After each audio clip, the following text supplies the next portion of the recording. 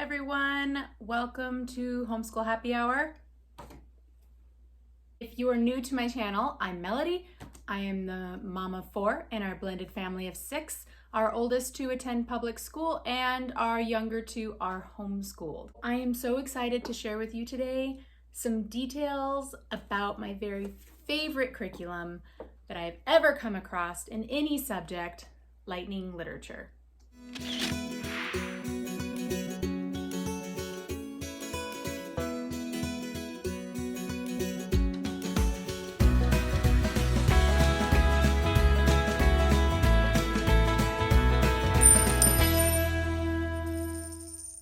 So Lightning Literature has been the go-to curriculum for me since I very first started homeschooling my kids. It does not really cover handwriting, spelling, or phonics very extensively. That would be separate.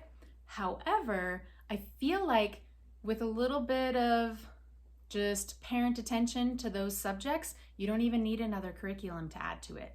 In the very early years, if you are one of those creative types, then you could easily use this curriculum to cover your social studies, your science, your English, language arts, not your math, because that doesn't make any sense. But as I get through here, I'll show you they have extended lessons and all kinds of things that you could build on yourself if you wanted to keep life simple. It's the packaged curriculum with the books and everything for 5th grade level is just shy of $140. And it does vary by grade because different grade levels have a different number of books and you're paying for all the books that come with it. You can choose to spend less and get the teacher's guide and the student guide separately and use your public library to make it a lot more affordable. If you're going to purchase a curriculum, any curriculum, I would do this one. I would use this curriculum and build on it and set some of those other things aside. If you're interested in seeing the inside of this book and getting some details, stick with me and let's go check it out. The Lightning Literature and Composition Grade 5 Teacher's Guide. It is written by Elizabeth Kamath. The student guide, when you originally get it, looks exactly like this. The only difference is it says student guide. It's paperback, just like this is, and about yay thick. If we open the guide up, the first thing that I will show you is the table of contents. This is broken down into 36 weeks. You can see this one was published in 2019, so the 5th grade is also pretty new. There's a list of the books and it tells you how many weeks you'll be spending on each of the books that is covered in this year's curriculum. All right, we've got the how to use the teacher's guide section. So one of the things I really love about this curriculum is it really spells it out for you. There is no advanced planning necessary unless you want to expand on the materials they've provided, which could, like I said earlier, very easily be done and be done well in order to cover multiple subjects for your child. But if you're just looking at English language arts, this is ready to go as is. We'll jump straight to week 1. So at the beginning of every week, it gives you an overview of what's going to be happening that week. Tells you which chapters you're going to be covering if you have a book that covers multiple weeks. Optional materials you may want to have, keyword here being optional. Like I said, it's ready to go as is, but if you want to expand, it gives you some ideas on things you could expand on. It tells you what you're working on in the grammar and mechanics portion, and every week has a composition section to it. So it does cover composition. This composition portion, just like anything else if you're homeschooling, it's optional if you want it to be. When you open it up, it's got it broken down into 5 days. Day 1, it tells you exactly what you need to be reading. You can read this with your kids, or they can read it independently. We've got grammar and mechanics. This week they're going to be examining noun types. The grammar mechanics builds on itself throughout the years, but if you didn't start off with their program before, it's easy to jump into.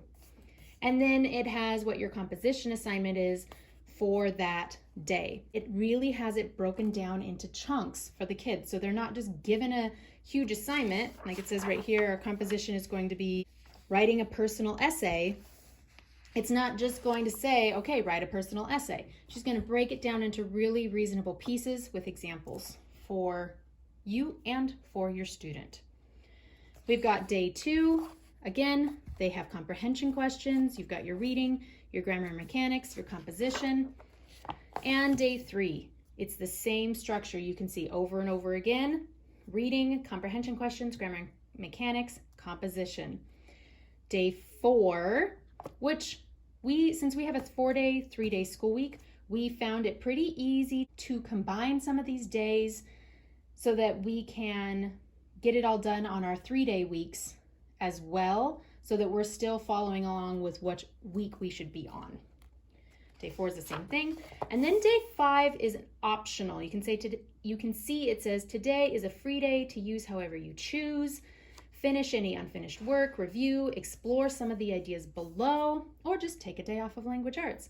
And then she has a whole section, and this is where I'm talking about expanding this material to cover other subjects. This particular book, The Mighty Miss Malone, takes place in Gary, Indiana, where the main character's family lives, and Flint, Michigan, where the main character's father is from. So we can do a little geography, a little social studies, talk about where those places are. The story happens during the Great Depression. So we've got our history, more social studies if we want to take some time to learn about the Great Depression and expand on that. And in the book, it even talks about the Underground Railroad. Again, more history. Let's expand on that. Of course, we all know Flint, Michigan, and some of the more recent issues that they've had with their water and all sorts of things. So let's expand that and talk about science and water contamination and how that affects people.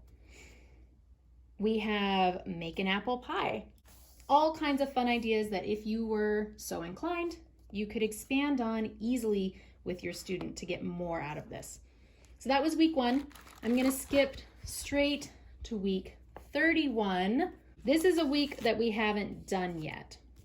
We're on week 30, or we just finished week 30 right now. Next week we will start week 31, and we will be starting our last book in this curriculum, Anne of Green Gables. Here's your layout. It's very consistent throughout the book. It's set up and structured in the same way. I really like that. We've got optional materials. What grammar and mechanics are they going to be talking about? And what is their composition assignment going to be if you choose to do that? And we open it up and we have the same structure. You can see here, we're at the end of this book. It's 36 weeks and this is week 31. So our composition assignments they're giving you a little more detail. It's building. We've got day 2, day 3, day 4. Obviously it's giving you the answers to all these questions. These are not the composition questions themselves. They are the answers. And then it gives you any workbook stuff that the children are going to have to fill out. It provides you the answers for those. I will jump to the end of Anne of Green Gables and show you that when you get to the end of a book, it has it broken down to a book discussion. Every time you have a book discussion, it breaks down what's the theme, what's the story, what's the character, and the setting, external details, internal details, conflict, and symbolism. This is for you as a parent. If you feel like some of this material is a little bit too in-depth for your child, nothing says you have to give them all of this information. This is for you to help guide you in having a discussion with your child over the books. You can see here, diagramming sentences is kind of a big piece of this curriculum through the years. And like everything else, it builds on itself. And so it starts out very simple and builds. And I found it to be an incredibly effective way to break down parts of a sentence and have a better understanding of that. If for some reason it was just really challenging for your child, you can always skip that portion or just do that with them and talk them through it. They don't have to memorize everything they learn. I mean, how many of us can recite what we learned in 5th grade? I'm guessing we cannot. And then in the very end of the book, there's some copy pages here that you can use. That is it for the teacher's guide. And next, I'm going to jump into the student guide. This year for our organization, we did a binder system. And so I tore out the pages from the student guide and placed it into a binder. So I'm going to jump right in. The first thing you should notice is that the table of contents for the students is color-coded. The student guide is colorful. I love it. When my kids are looking at some materials, if it is visually appealing to them, they are going to enjoy it a lot more. You notice we've got week 7, 13, 20, and 30 are all poems. This year did not have a book of poetry specifically. The poetry was included within the student guide itself. The poems were printed into the guide. I then took each portion and I gave a tab per book. So I'm going to go straight to the end. We've got I Am Malala. And where is our poetry? Aha, here we go. At the beginning of each week, you have a student checklist so the kids can see exactly what it is they're going to need to do this week. Things are printed in color. And then the poetry section, here are the poems, or some of the poems that are included in that section. Grammar for poetry was actually just a lot of review and reading about different parts of poetry. I'm going to skip to one we haven't done so you can see the blank pages rather than my children's sometimes incredibly sloppy handwriting. Good golly. All right, the last book that we have not completed, we're starting it next week, Anne of Green Gables. So we open this up. We've got our student checklist like we do at the beginning of every week. Our comprehension questions. At the end, it does have a section for your kids to read, which is a great family discussion point where they go through and they ask you all kinds of questions about the book and they try and relate it to your child's life so that they maybe can connect with it better. They want to know what does your child think of the book and what their favorite sentence was. And this is just because it's the very end of the year, a review of diagramming sentences. So that's it. It's really very simply laid out, but colorful and broken down very consistently. So when my kids open up a section, they know exactly what they're looking for and what it's going to be. All right, you can see here this curriculum comes with 9 different books as well as the 4 different weeks of poetry review. The books that are put together are really well thought out. We have diversity of not only character, but diversity of content and format. So we've got some historical fiction, we've got some nonfiction, we've got all kinds of things. Let's just go through and look at each one. I'm not going to give you a book review necessarily, but I'd just like you to see each book that's offered. The first one, The Mighty Miss Malone, I mentioned earlier. It takes place during the Great Depression in the Flint, Michigan area, and it is about this adorable young lady named Deza Malone, and is just a fabulous book. Our second book in this year was Holes, a fiction novel. This one also has a movie, which is super fun whenever we have a book that's lasted us a few weeks and then we get the opportunity to watch a movie afterwards. Our third book, I was really excited to see. I still remember reading this book when I was in elementary school. Under the Stars was a great book. There is a movie that aligns with it somewhat, even though it's not exact. So we were able to follow that up afterwards, or follow up with that afterwards. Our fourth book was Boy, Tales of Childhood. This one is a biography of Roald Dahl. So if you don't know who he He wrote Matilda, James and the Giant Peach, the BFG. He's a very famous author. Our fifth book, science fiction all the way, called The Tripods. I like that these books are not all typical books that any one student would like to read. It gives you a real variety, which is good because then everyone has something they enjoy and everyone has something new that they're being exposed to. Brown Girl Dreaming was our sixth book. This one is written in a poetic format rather than a regular prose format. So that was both interesting and kind of fun. It's about a young girl's life growing up in the 1960s and 1970s. The Phantom Tollbooth. This might be my most unexpected favorite book. This book was so fun to read. Even if you don't use this curriculum, check this book out. Read it with your kids. You will love it. It's hilarious. We just finished this book, I Am Malala, and this is much more current than the other nonfiction books.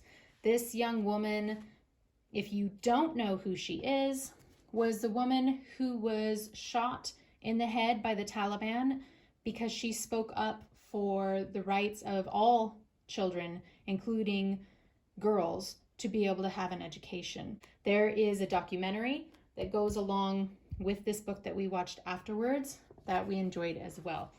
The last book we have is Anne of Green Gables. I think everybody's familiar with Anne of Green Gables and the series. Okay, so there is the teacher's guide. I've got the student guide up here and all the books that go along with the Lightning Literature program. Again, this program can be a little bit pricey, but you can choose to just get the teacher's guide and the student guide for a much smaller amount if that's what you need. I hope that was helpful. I hope you saw some things that helped you understand this curriculum better. Maybe you saw some things that helped you fall in love with it as much as I have. Or maybe you saw some things and you were like, that's not for me. Either way, that's a good thing. You got more information. If you have any more questions or comments, something that I haven't addressed that you want to know, just put your thoughts in that little comment box below and I promise I will get back to you on it. As always, hit that like button, subscribe to our channel to get more curriculum reviews as we have them coming out. There's a lot of material here that I have not even started to touch on. I hope that you'll get on board with us and follow along as we journey through this YouTube adventure. Thanks everyone. See y'all later.